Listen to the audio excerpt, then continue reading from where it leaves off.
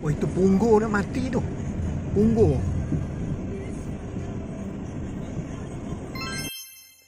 Rasanya pokok mati ni lama dah gini. Dari tahun lepas ni. Lokasi ni sebelah kanan jalan dari Sempah 3 Teluk Ira ke Jalan Maran, hadapan Sempah Hosyas. Jelas sangat nampaknya. Dari segi pentadbirannya di bawah JPKK Seberang Temerloh. Dalam Mukim Perak, penyediaan jalan dan kawasan di bawah road care rasanya. Kalau tak silap. Memang berisiko lah, tengok batang pun dah tahu dah kotel lalu lah mati. Kalau dibiarkan lebih lama ni sebab bimbang-bimbang tumbang bila-bila masanya. Tambah pula musim-musim angin kuat gini. Ini boleh menyebabkan kemalangan jiwa dan kerosakan kenderaan lah. Sebab apa?